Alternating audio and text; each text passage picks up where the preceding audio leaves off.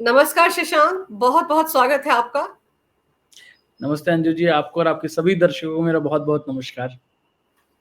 शशांक, ये बताइए कि ये जो 130वां संविधान संशोधन बिल आज गृह मंत्री ने लोकसभा में पेश किया, इसको लेकर इतनी हाय तौबा क्यों मच गई? ये तो राजनीति से भ्रष्टाचार को दूर करने के लिए लाया गया बिल है। अंजू जी समझना पड़ेगा कि आज जब 78वां गणतंत्र हम स्वाधीनता दिवस मना रहे हैं और फिर कुछ समय में गणतंत्र दिवस भी मनाएंगे और देश 75 साल के अपने उस स्वर्णिम काल को देख रहा है, तो ऐसे में समय में जो एक बहुत हमेशा से डिमांड रही है लोगों की इन जनरल, वो रही है भ्रष्टाचार या क्राइम मुक्त एक लोकतंत्र हो। तो जनरली हमेशा होता है कि जो दागी लोग होते हैं, जो मंत्री पद पे होते हैं या किसी ऐसे पोजीशन पे होते हैं जहां पे वो चेंज कर सकते हैं, गड़बड़ी फैला सकते हैं, उनको हटाने की एक कवायद है।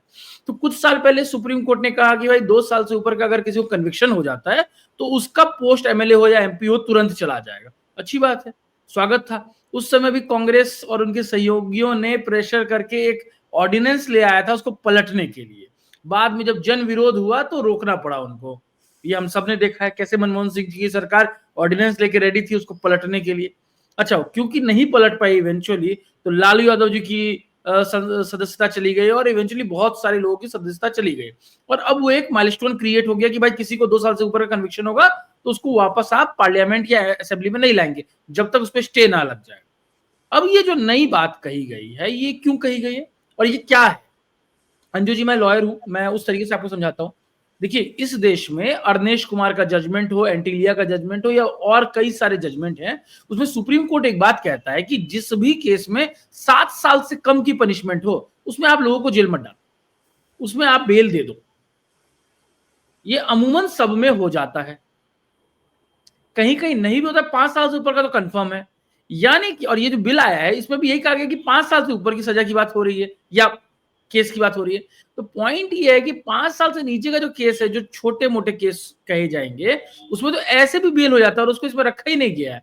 तो 7 साल से या 5 साल से ऊपर का केस कौन सा है?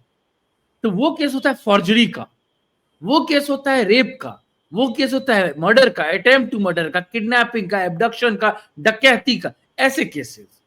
क्या ऐसे केसेस वाले लोगों को हम संविधान संसद में या असेंबली में देखना चाहते हैं?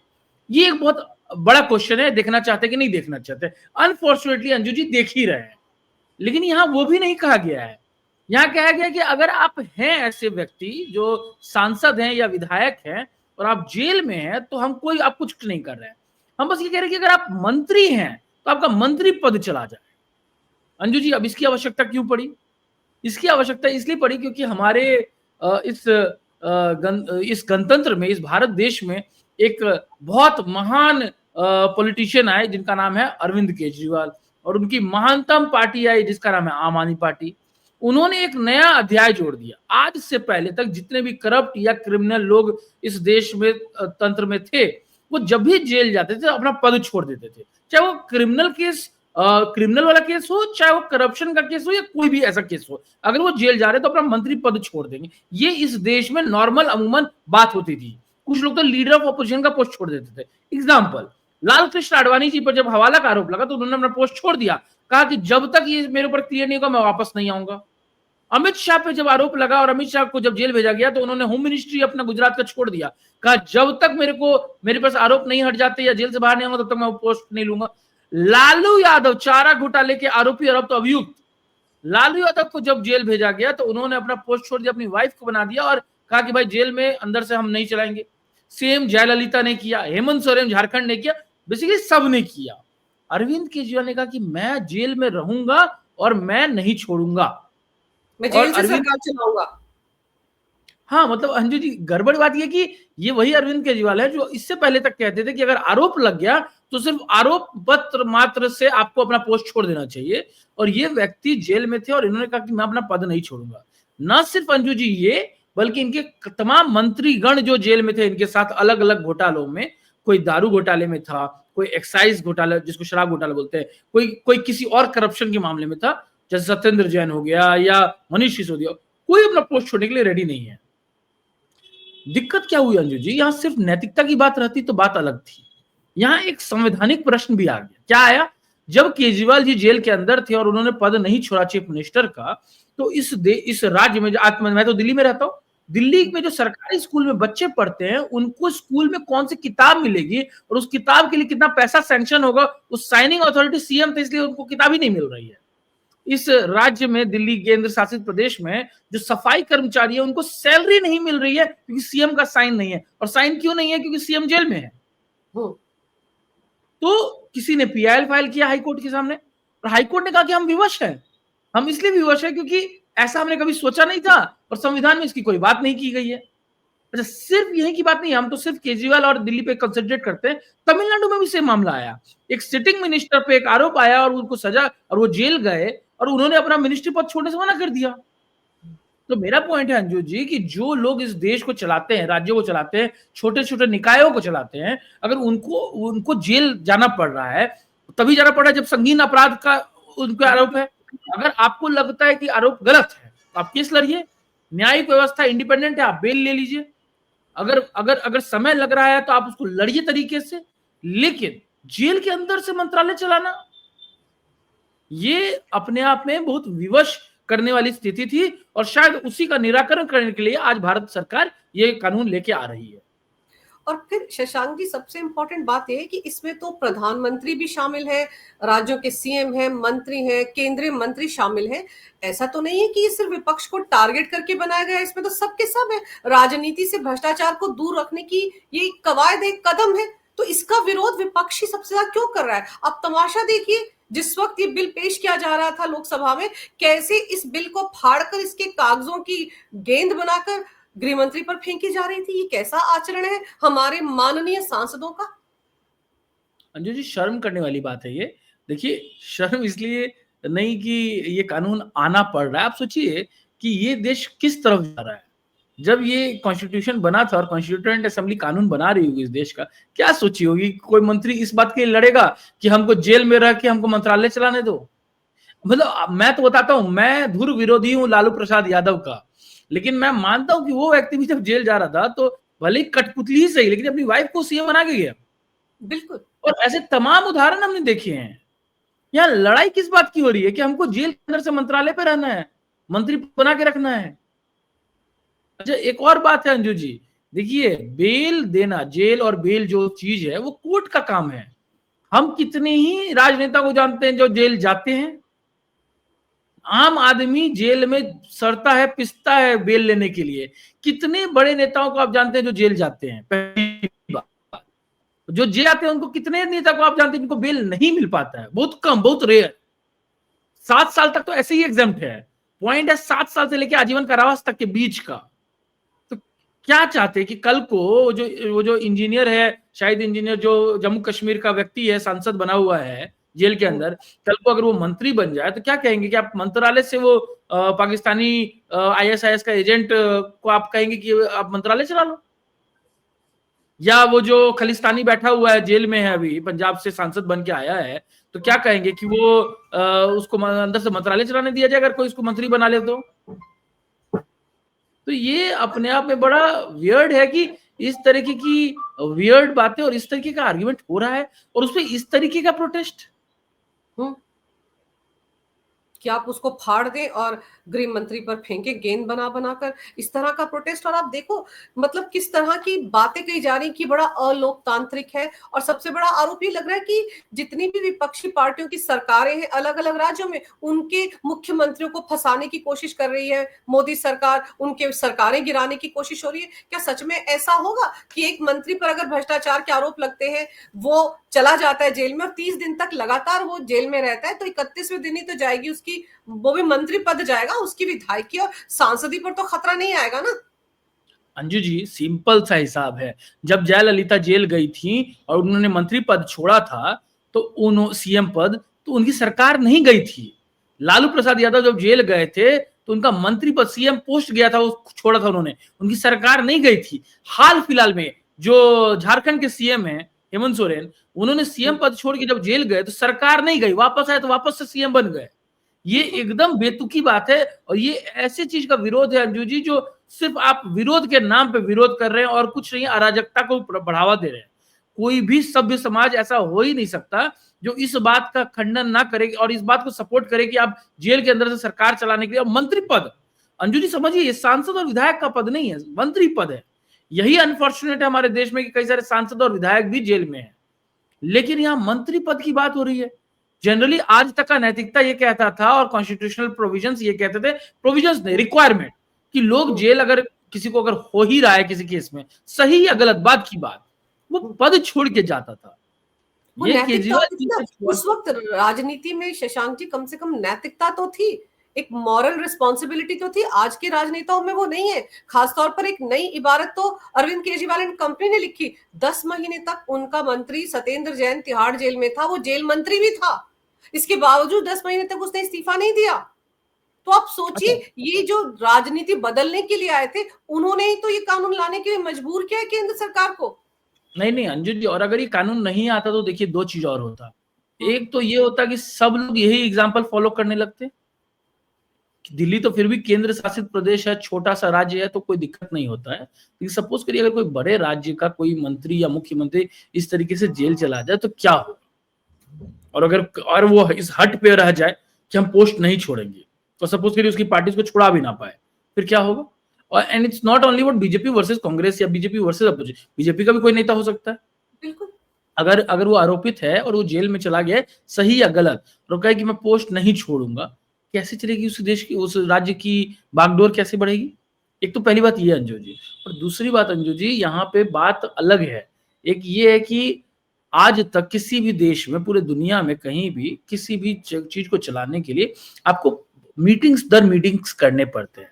क्यों करने पड़ते हैं? क्योंकि आपको समझना पड़ता है। आईएएस आईपीएस ऑफिसर्स इस देश में हैं जो आपको समझाते हैं, और उसके बाद आप साइनिंग अथॉरिटी होते हैं बहुत सारी चीजों के लिए, स्पेशली अगर आप मिनिस्टर हैं, आपके पास वो पदभार होता है उस पर्टिकुलर चीज को संभालने के लिए। यहाँ पे क्या हो रहा है, ये कह रहे हैं कि नहीं, हम वो चीज जेल के अंदर से कर लेंगे। अगर सपोज करिए जेल के अंदर से करना होगा अंजू जी, तो जैसे आपने सत्येंद्र जी का एग्जांपल दिया, हमने देखा कि सत्येंद्र जैन जब जेल मिनिस्टर थे और जेल के अंदर थे, तो तिहाड़ में कैसे उनको मालिश और मसाज की सेवा मिल रही थी, खाने और पीने के पदार्थ मिल रहे थे, और सब कुछ उनको बाहर से मिल रहा था। तो मेरा मानना है कि इस चीज का विरोध अपने आप में शर्म वाली बात है, और जो सरकार इसको लेके आ रही है, भाजपा सरकार, उनको चाहिए कि ये बड़े बड़े पोस्टर गांव पे लगा देना चाहिए, ये कहते हुए कि देखो हम ये कानून ला रहे हैं और इस चीज का विरोध ये लोग कर रहे हैं। अब समझिए कि जो पढ़े लिखे पार्टी होने का दावा करती है, देश को आगे बढ़ाने का दावा करती है, कैसे वो क्रिमिनलाइजेशन ऑफ पॉलिटिक्स का सपोर्ट कर सकती है। और अंजू जी एक और बात, भाजपा सरकार पूरे देश में हर जगह तो नहीं है। 13 राज्यों में भाजपा की सरकार है, 13 राज्य के अलावा 3 राज्य में कांग्रेस की सरकार है, और कई अन्य राज्यों में अपोजिशन की सरकार है। अंजू जी, आज तक हमने कितने सिटिंग मिनिस्टर या चीफ मिनिस्टर को, और मैं ये अभी का एग्जांपल नहीं बोल रहा हूँ, पिछले 78 ईयर्स में कितने सिटिंग मिनिस्टर्स या चीफ मिनिस्टर को जेल जाते हुए देखा है? एक भी नहीं। और the only exception is this आम आदमी पार्टी एंड देयर गवर्नमेंट। कभी कोई जेल गया ही नहीं सिटिंग मिनिस्ट्री में। वो तो पहले ऐसे सीएम थे जो जेल गए और जेल के अंदर 6 महीने तक रहे और कहते रहे मैं सरकार अंदर से चलाऊंगा। यहाँ पर एक चीज और मैं दर्शकों को याद दिलाना चाह रही हूँ कि ये वही सीएम है जो ये कहते थे अंदर से कि संविधान में तो ऐसा कोई प्रावधान ही नहीं है कि मुझे इस्तीफा देना हो। इन्होंने तो उकसाया है केंद्र सरकार को किस दिशा में सोच के कानून लाइए, क्योंकि एक तो पहले ऐसे सीएम थे जो जेल के अंदर चले गए, गिरफ्तार हो गए, और पहले ऐसे सीएम थे जो जेल से सरकार चला रहे थे, पहले ऐसे सीएम थे जो कह रहे थे कि संविधान में ऐसा कोई पॉइंट है ही नहीं जिससे कि मुझे इस्तीफा देना पड़े। तो आप सोचिए, इसीलिए तो सब कुछ लाना पड़ा। और जो विपक्ष आज ड्रामा कर रहा था सदन के अंदर, वही उस वक्त कहते थे कि केंद्र सरकार ऐसा कोई कानून लेकर आए कि ऐसे लोगों को रोका जाए। तब तो यही कांग्रेस पार्टी आम आदमी पार्टी के खिलाफ खड़ी थी, आज समर्थन में कि नहीं ये लाना नहीं चाहिए, ऐसा बिल तो कानून व्यवस्था का मजाक है, उल्लंघन है। अंजू जी, एक और बात है, देखिए पहले कानून ये भी नहीं था कि जिसको सजा हो जाए उसका क्या होगा। पहले वो सांसद विधायक भी रहता था। जब रिक्वायरमेंट लगा कोर्ट्स को, अच्छा पार्लियामेंट को वो काम करना चाहिए था, पार्लियामेंट नहीं कर पाई, इसलिए सुप्रीम कोर्ट को उसमें ऑर्डर पास करना पड़ा, पीपल्स रिप्रेजेंटेशन एक्ट में चेंज करना पड़ा, वो पर्टिकुलर क्लॉज को डिलीट करना पड़ा। और अब क्या नियम हो गया कि अगर आप सजा याफ्ता हैं तो आपको सांसद या विधायक का पोस्ट कंटिन्यू नहीं कर सकते अगर उस सजा का जो ड्यूरेशन है 2 साल से ऊपर हो। अच्छा, ये क्यों करना पड़ा अंजू जी? क्योंकि ये देश 140 करोड़ का बहुत बड़ी जनसंख्या वाला देश है, और यहाँ की न्यायिक प्रणाली बहुत कॉम्प्लेक्स है। तो सपोज करिए पहले क्या होता था, किसी को अगर सजा हो भी जाए तो अपील फाइल करेगा, लोअर कोर्ट से होगा, मान के मजिस्ट्रेट कोर्ट से ऑर्डर हुआ तो वो सेशंस में जाएगा, सेशंस कोर्ट से ऑर्डर हुआ तो हाई कोर्ट में जाएगा, हाई कोर्ट से ऑर्डर हुआ तो हाई कोर्ट के डिवीजन बेंच में जाएगा, डिवीजन बेंच से आया तो सुप्रीम कोर्ट जाएगा, सुप्रीम कोर्ट में अगर ऑर्डर आ गया तो रिव्यू फाइल करेगा, रिव्यू भी होगा, डिसमिस हो गया तो क्यूरेटिव में जाएगा। और इतना लंबा प्रोसीजर में आराम से 10, 20, 30, 40, 50 कुछ भी साल लग सकते हैं। हमको पता है इस देश में 5 करोड़ से ज्यादा केसेस लंबित है। तो अंजू जी, इसका लूप होल का फायदा उठाते हुए क्या हो रहा था कि कई सारे सजा याफ्ता लोग देश के सांसद या विधायक बने हुए थे, कई सारे, और हर पार्टी से, नीडलेस टू से हर पार्टी से थे। मतलब मैं दिल्ली में जानता हूं कि काफी लोग थे, बिहार में काफी लोग थे, और हर पॉलिटिकल पार्टी से। उसको रोकने के लिए ये कहा गया कि अगर आप अपील भी फाइल कर देते हैं और अगर अपील पेंडिंग है, अपील में फाइनल ऑर्डर नहीं आ जाए, जजमेंट नहीं आ जाए, तब तक वो काम नहीं करेगा। पहले क्या होता था कि ये अपील फाइल किए और काम करना शुरू कर दिया। राहुल गांधी को क्यों एग्जम्पशन मिला? क्योंकि राहुल गांधी ने जब अपील फाइल किया तो स्टे कर दिया हाई कोर्ट ने उस पर, इसलिए उनका एग्जम्पशन। बाकी में क्या हो रहा है, केस चल रहा है, अच्छा ये हो गया, पहले खाली केस फाइल कर दिया और आप कंटिन्यू कर लिए, अब वो हटा दिया है क्लॉज। तो जरूरत लगी तो आपने वो किया, क्योंकि उसके पहले क्या सोचा गया था, जब संविधान बना होगा या कानून बना होगा, सोचा गया होगा कि कोई विधायक या सांसद पर अगर ऐसा आरोप लगता है खुद पोस्ट छोड़ देगा, लोगों ने छोड़ना बंद किया, मतलब नैतिकता के नाते छोड़ देगा। लेकिन आज की तारीख में तो नैतिकता खिड़की से बाहर चली गई है ना। डेफिनेटली, तो इसीलिए सुप्रीम कोर्ट को कानून पास करना पड़ा। फिर केजरीवाल के चैप्टर से पहले तक सबको यही लगता था इस देश में कि कोई मंत्री अगर कभी जेल जाएगा तो अपना मंत्रालय छोड़ देगा। केजरीवाल ने उसकी भी हद पार कर दी। अरे सिर्फ केजरीवाल नहीं, उनके बाकी लोगों ने भी, और एक एक करके सबने इस्तीफा दिया। इनफैक्ट केजरीवाल ने इस्तीफा क्यों दिया अंजू जी? क्योंकि सुप्रीम कोर्ट ने जो ऑर्डर उनको बेल दिया उसमें कंडीशन लगा दिया कि you can not continue as CM office, आप सीएम के ऑफिस जा ही नहीं सकते, आप वहां साइन नहीं कर सकते सीएम की तरह। तो उनको मजबूरी में इस्तीफा देना पड़ा। तो अब ऐसे स्थिति में ये तो अच्छा, इसमें अंजू जी एक कॉन्स्टिट्यूशनल डिफिकल्टी आ रही थी। क्या डिफिकल्टी आ रही थी? इस देश में जो कानून के सामने सब लोग बराबर हैं, इसका एक्सेप्शन सिर्फ एक ही व्यक्ति को मिला हुआ है, वो है इस देश का राष्ट्रपति, इम्यूनिटी जिसको बोलते हैं, और गवर्नर क्योंकि वो राष्ट्रपति का सीधा सीधा रिप्रेजेंटेटिव होता है उन राज्यों में, तो उनको मिला हुआ इम्यूनिटी।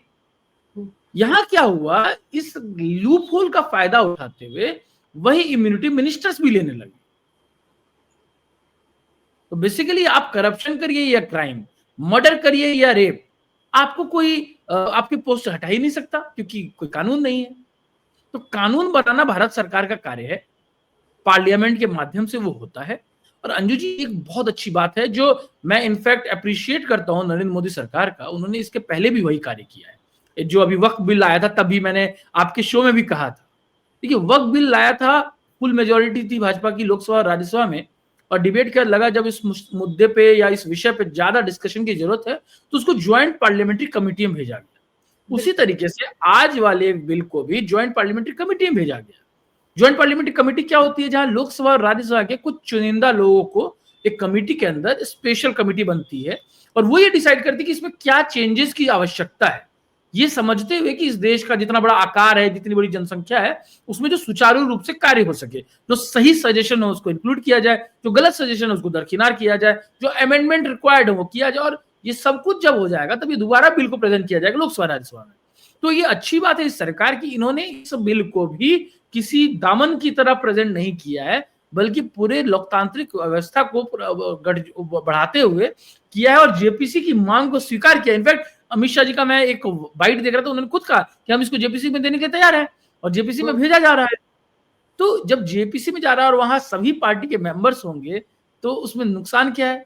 मुझे लगता है वहां ये नुकसान हो सकता है कि आम आदमी पार्टी का अगर कोई सांसद होगा तो वो कहेगा कि अरे आप ऐसा कर दे रहे हैं, हमारे केजरीवाल जी दोबारा जेल चले गए तो हम क्या करेंगे। इस तरह की खाली बात हो सकती है अंजू जी, और तो कोई बात नहीं होगी।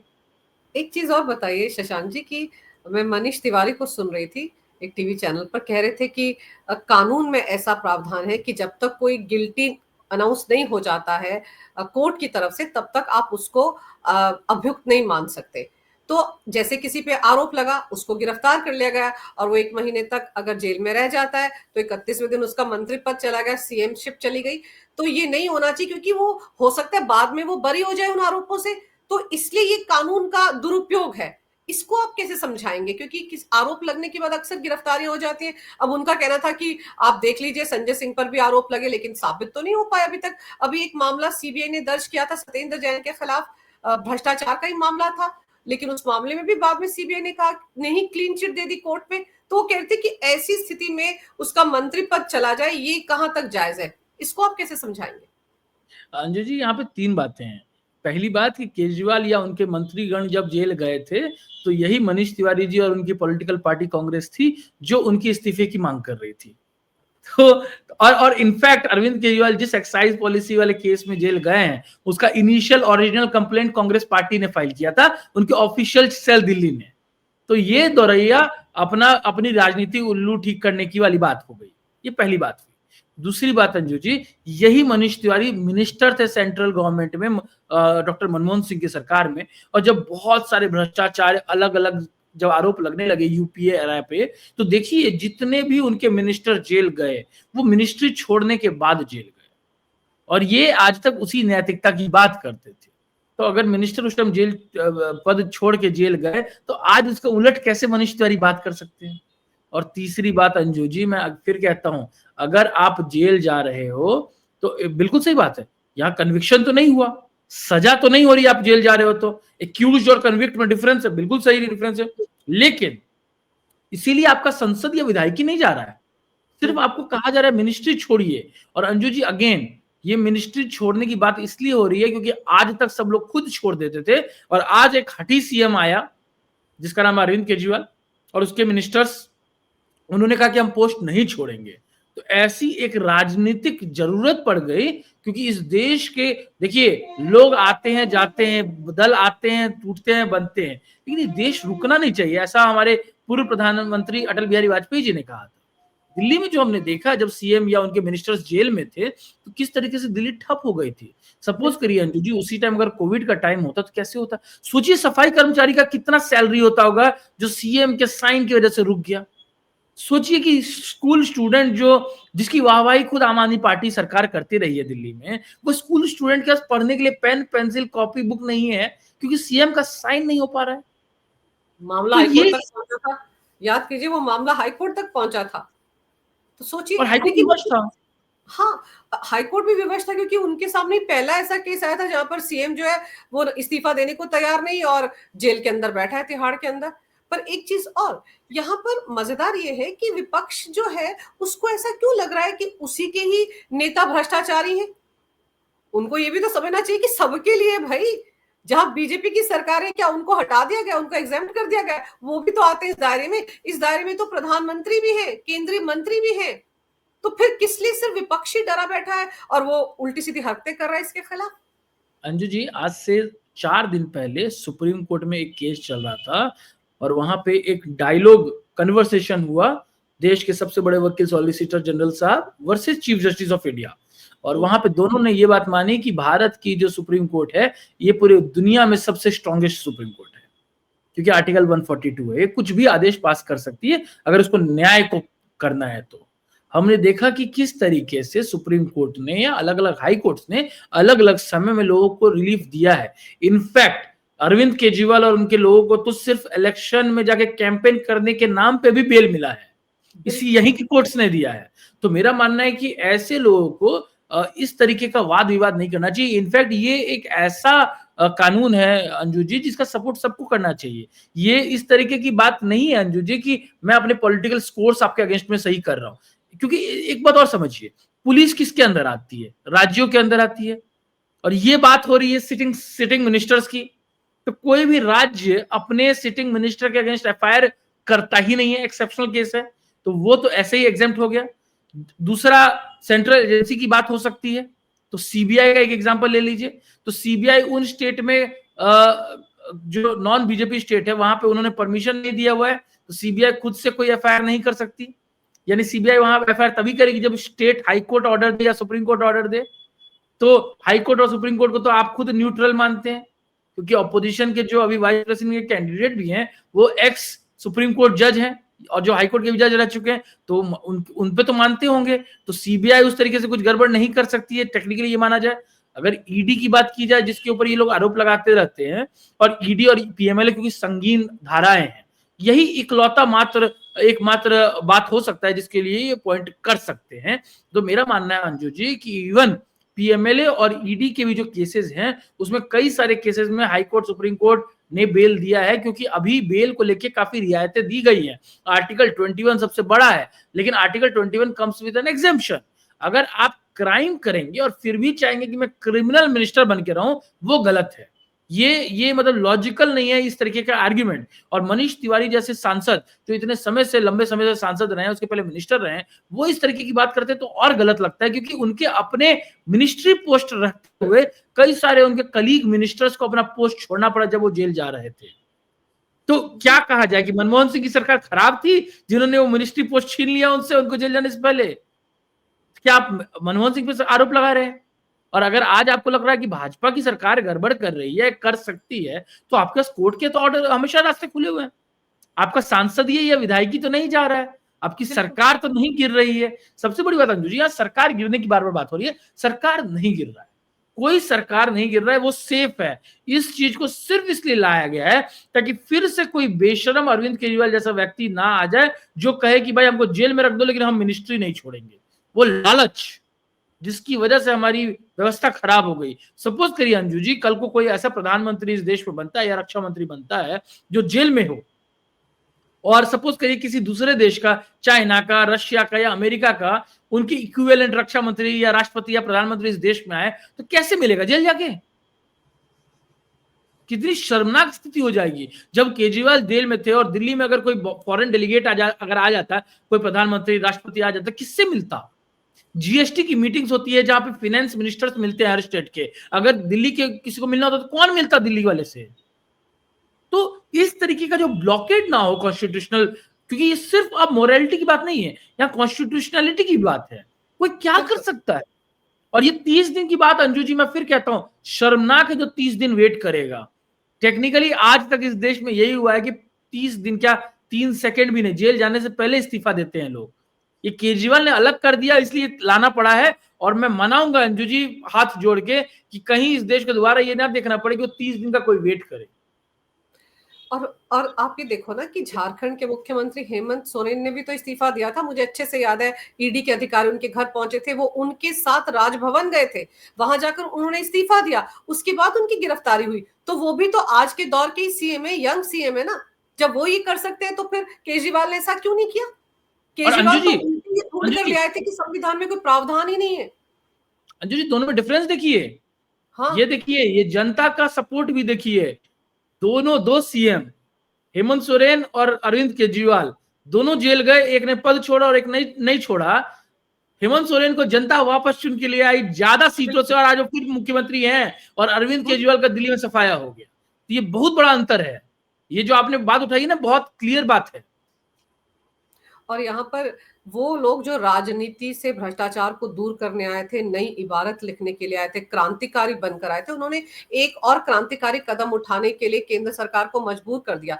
क्रेडिट इस बिल के लिए केजरीवाल को ही जाएगा। जब जब इस बिल का जिक्र होगा कि एक ऐसा बिल लाना पड़ा था, तो उसके लिए सबसे पहले लोगों के सामने केजरीवाल का चेहरा ही आएगा कि केजरीवाल ही एकमात्र ऐसे सीएम इस देश में हुए हैं जिनको भ्रष्टाचार के मामले में सीएम रहते हुए गिरफ्तार किया गया, लेकिन उन्होंने अपनी गद्दी नहीं छोड़ी। कितना प्यार था उनको गद्दी से, और उसका खामियाजा दिल्ली की जनता ने उनको भुगतने के लिए मजबूर कर दिया। लेकिन चलिए, अब ये बिल जो है वो जेपीसी में चला गया है, और ये हकीकत बनेगा ही बनेगा। अब कितने दिन के बाद जेपीसी इस मामले में खुलासा करती है कि किन संशोधनों के साथ इसको स्वीकार किया गया है। लेकिन इतना जरूर है कि सारी राजनीतिक पार्टियों को समझ में आ गया है कि मोदी सरकार भ्रष्टाचार को कतई बर्दाश्त नहीं करेगी, भ्रष्टाचार में लिप्त राजनेताओं को बर्दाश्त नहीं करेगी, और ऐसे सीएम और मंत्री अब ज्यादा दिन तक कुर्सी पर नहीं रह पाएंगे जो भ्रष्टाचार के मामलों में, जिनमें 5 साल से ज्यादा की सजा का प्रावधान है, और 30 दिन तक वो अगर जेल में रहते हैं तो फिर कुर्सी खुद ब खुद चली जाएगी। आपने इस बारे में विस्तार से जानकारी मेरे दर्शकों को दी, शशांक जी, आपका बहुत बहुत धन्यवाद। नमस्कार। भारत माता की जय हो। वंदे मातरम। जय श्री राम। नमस्कार।